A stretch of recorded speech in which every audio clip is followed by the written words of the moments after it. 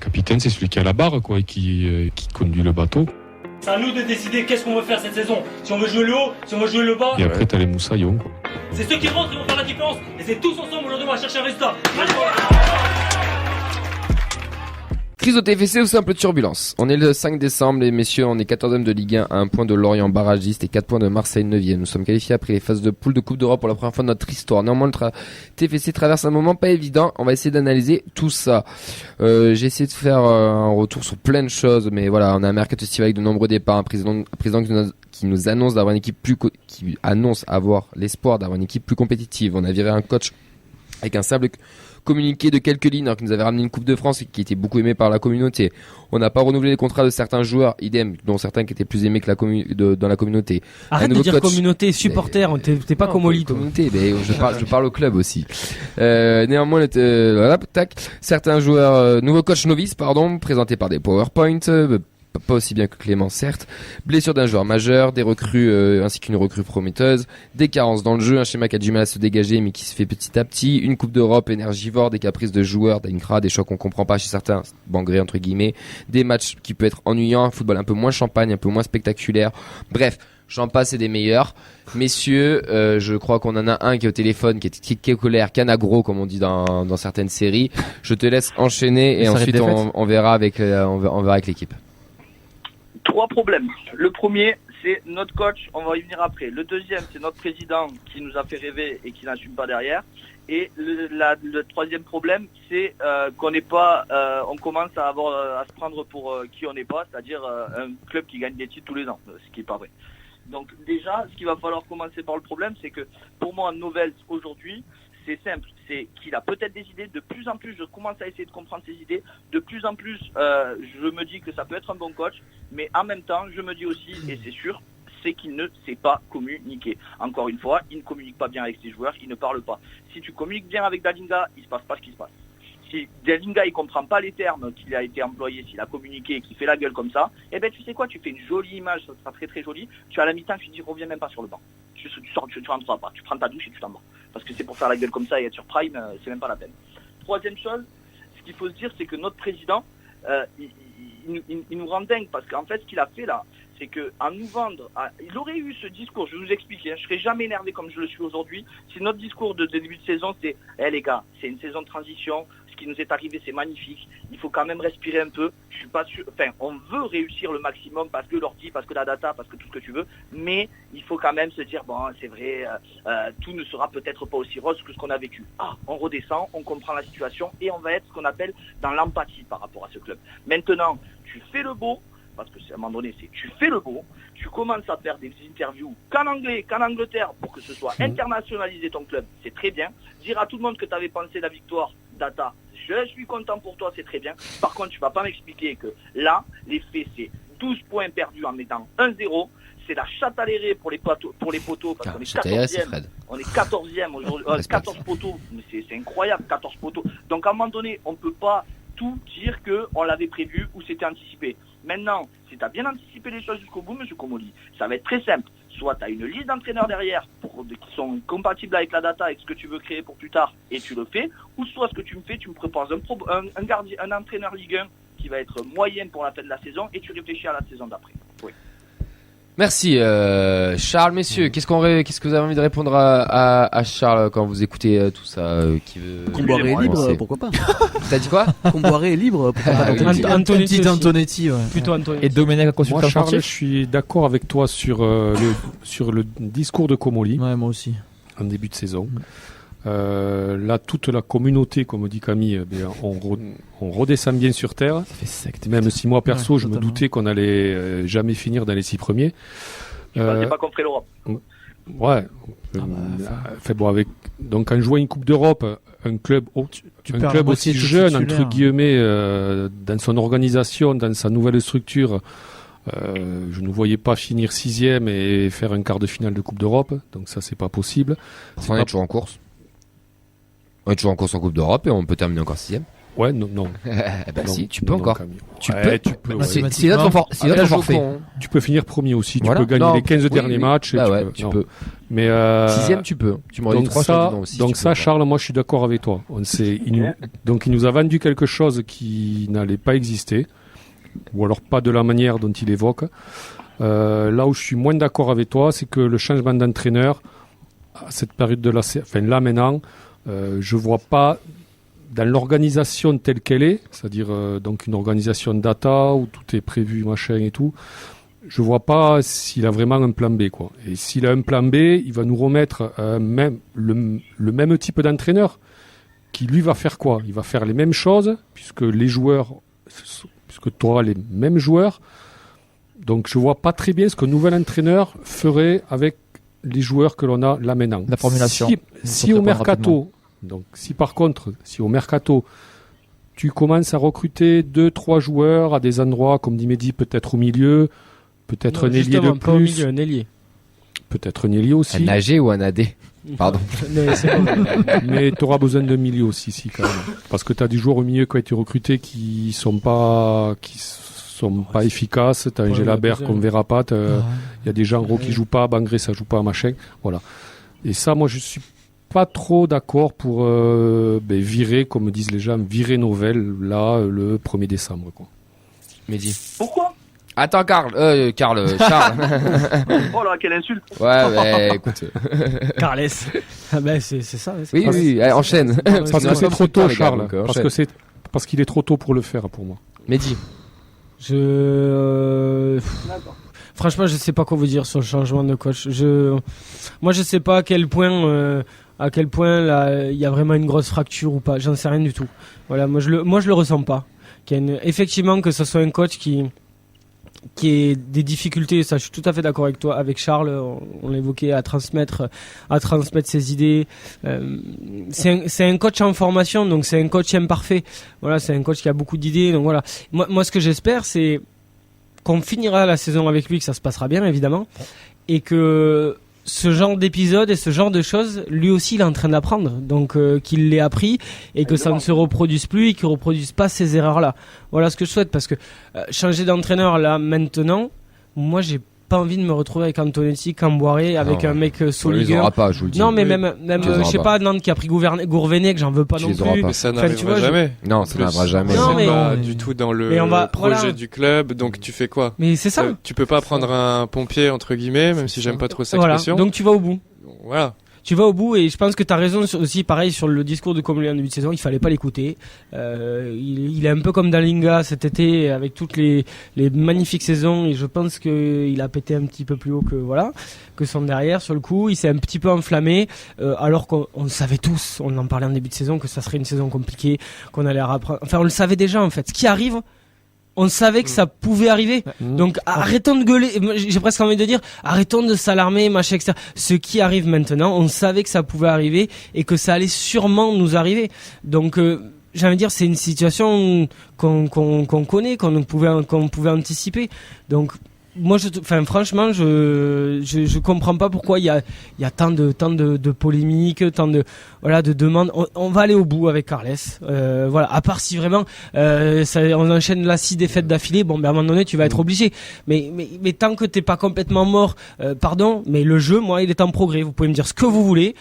On est nul dans les 30 derniers mètres, on est nul à chier dans les 30 derniers mètres, mais dans la construction du jeu, on est meilleur que la moitié des équipes de Ligue 1. Et ça c'est une base sur laquelle tu peux t'appuyer. Oui, il faut améliorer des choses. Oui, mentalement, on concède 3 en fin de match et c'est un axe de progression qui est évident. Mais franchement, il n'y a pas tout qui est à jeter. Il n'y a pas tout qui est à jeter. Tu regardes le but de Dalinga, oui. C'est le jeu de Novell, quoi. C'est pressé haut, donc aux abords de la surface, c'est de suite sur un côté dans un espace libre pour amener sur un autre espace libre à l'opposé et ça fait but. Voilà. Ça arrive, hein. Mais ça se reproduit pas assez souvent. Ouais. Je pense que là, dans ce qu'on vient de dire, on a mis quand même aussi pas mal le doigt sur le problème, qui est que je pense que si les gens sont à ce point, entre guillemets, hystériques et pètent des câbles à ce point sur la situation, c'est Comolli. Ouais. C'est le discours de l'entraîneur, malheureusement, du président, pardon, que malheureusement, je pense qu'il y a plein de gens qui l'ont pris au premier degré. Ouais, c'est ça. Ils se sont dit, on a gagné la Coupe de France l'an dernier, on est en Coupe d'Europe, ça y est, on est un grand club et on va faire une grande saison et il y aura pas de soucis. C'est ça. Et malheureusement, je pense que il fallait se douter que c'était du comme disent les Anglais, du wishful thinking. Lui, il a dit ça parce qu'il aimerait bien que ça se passe comme ça, mais dans les faits, c'est recruté par Data. Ouais, t'as vu. Pour moi, Comolli, comme le coach, il y a le problème, c'est pas le fond, c'est la forme. C'est dans le discours que c'est normal que Comolli dise ça, mais il y a la manière de le dire. Tu as pointé en conférence de presse, les gars, objectif barragiste, et si on gagne un match à Coupe d'Europe, c'est la fiesta. Non, mais tu peux pas dire ça, t'as des ambitions, t'es obligé. Entre top 8 et barragiste, il y a un jeu mais justement, mais t'es obligé de viser plus haut que ce que tu veux faire. Trop. En visant top 8, si tu fais ventre mou, de toute façon, t'es le Nantes de l'an dernier, c'est parcours en Coupe d'Europe, de l'an en Ligue 1. Classement, oui, mais pour moi, on est encore en course dans nos objectifs. Mais classement, pourquoi pas, tu peux annoncer un objectif, mais par contre, t'es pas obligé de dire que l'équipe sera meilleure que celle de l'an passé. Non, il a pas dit ça, il a dit, on essaiera de recruter une équipe qui sera plus compétitive que l'année dernière. Il y a des propos qui ont été déformés, j'ai relu l'interview il y a quelques semaines, il dit pas, on aura une équipe meilleure, il dit, on va faire en sorte que notre équipe soit aussi compétitive que l'année dernière. En fait, quand t'as la confiance qu'il a lui dans tous ses propos, tu peux pas dire ce genre de truc. Ça, je suis d'accord. Et t'étonné qu'on te le reproche derrière. On est encore en course dans nos objectifs, les gars. Ouais. Puis les promesses n'engagent que ceux qui croient, hein, je vous rappelle. Et pour revenir sur le coach, moi je pense que c'est fini en 2023 le truc de on vire un coach et le suivant il va avoir une dynamique, ça va repartir. Là c'est une crise. Il y en a qui le font, hein. Oui, ils font encore avec les recettes du passé, hein, regarde Lyon. Mais ça va mieux. Bon. Après c'est une question. Pour moi c'est une question de discours. Si Carles et le staff sont des personnes intelligentes, ce que personne doute ici, ils rebondissent. C'est-à-dire que là ils ont compris, ça marche pas, il y a un problème. Donc ils se reconstruisent, ils se réinventent et on part de là pour lancer une dynamique et se dire on a compris, on a crevé l'abcès et finalement il y a quelque chose, ou ils s'enfoncent. Et s'ils s'enfoncent, ben là 2-3 matchs et là malheureusement il faut passer à autre chose. Mais moi je pense que ça peut être bénéfique cette crise là, c'est la première vraie crise et ça va faire redémarrer, relancer la machine. Et encore une fois on a un staff débutant, un coach débutant, le président ça fait que 3 ans qu'il est là. Donc laissons la chance au produit aussi. Avant que je te donne la parole, Charles, juste Théo, on est sur la première turbulence aussi comolienne. On a eu que du kiff, que du bonheur, comme vient de le dire Vincent. On attendait tous un petit peu aussi ce moment-là, parce qu'on savait qu'il allait arriver. Toi, pour de les voir un peu plus que nous, parce que tu fais aussi les conférences, tu les suis sur les matchs, etc. Comment tu les sens de l'intérieur? Tu sens aussi cette nervosité que nous qu'on peut on va dire voir ou analyser, ou pas plus que ça? Nervosité, oui, je pense que par exemple Carles, l'entraîneur, c'est quelqu'un, j'ai l'impression, qui peut vite faire rejaillir un sentiment de nervosité. C'est quelqu'un qui doute forcément parce qu'il arrive dans un moment de sa carrière qui est hyper compliqué. Il est dans une début de crise qu'il a jamais eu à gérer. Je pense que le président Damien Comolli, voilà, c'est la première fois qu'il est président aussi. Il va avoir ça à gérer. Je pense que dans sa communication, il y a beaucoup de choses à dire, je trouve. Ouais.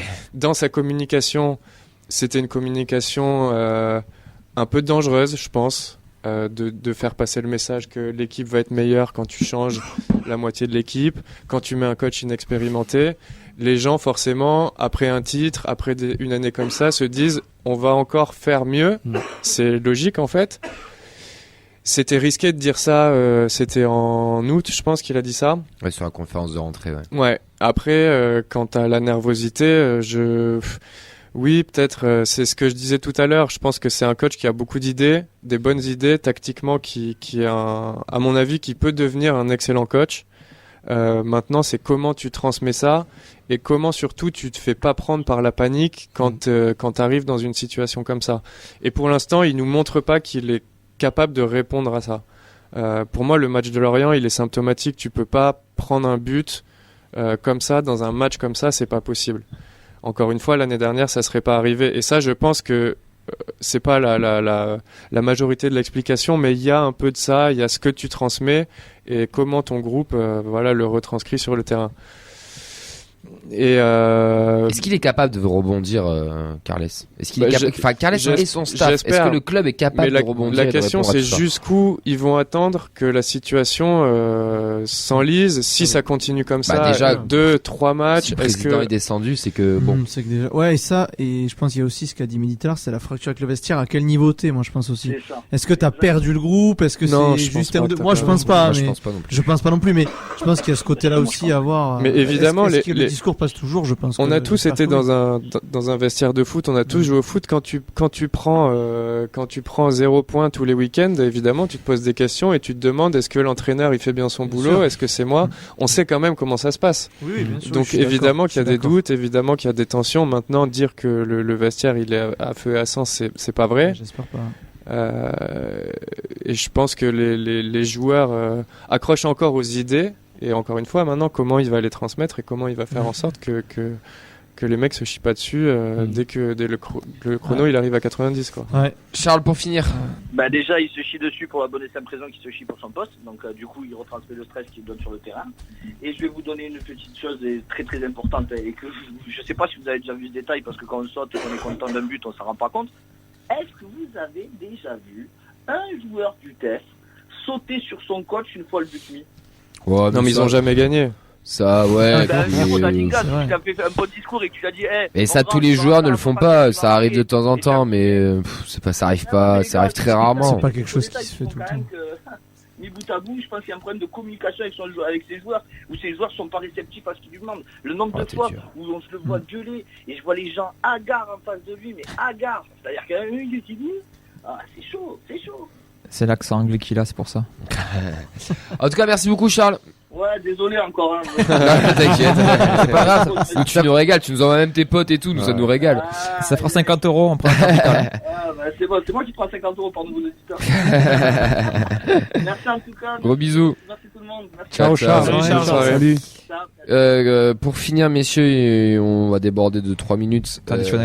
Traditionnel, et c'est pas les 3 minutes de bonheur en plus, c'est bien dommage.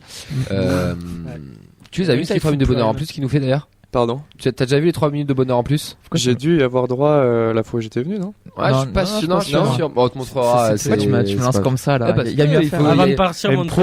Quand il y a du talent. Non, un pro, il peut pas griller toutes ses cartes. Bon, bref, j'enchaîne.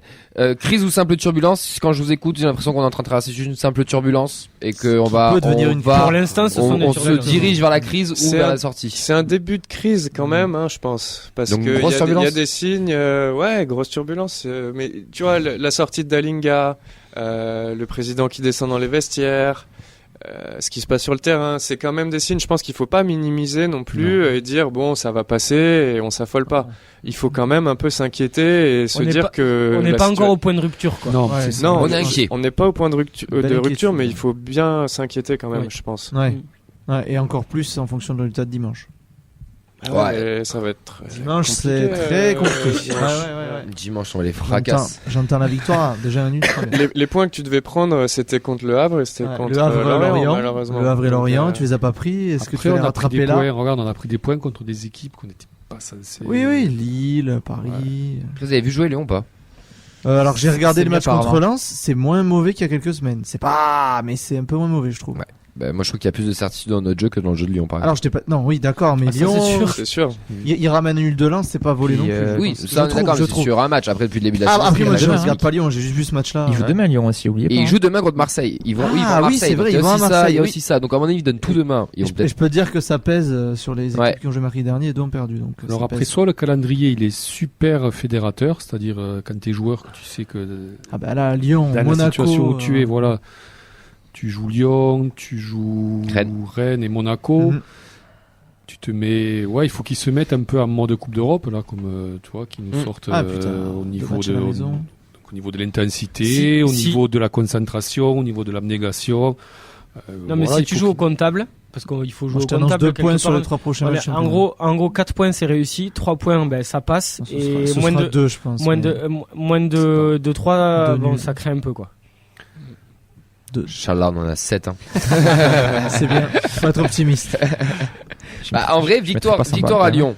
C'est pas déconnant. Une victoire sur Rennes ou Monaco. Non, nul contre Rennes. Et un nul. 6 points, c'est faisable. 6 points, moi j'ai annoncé 9 points. J'ai annoncé 9 points. 4 déjà, sera bien. 4, ce sera bien. Et 6, moi 6, je pense qu'on peut les prendre tous les jours. Non, mais rien que le fait que tu y penses, ça veut dire quand même que t'as un peu d'espoir qu'on n'est pas kata.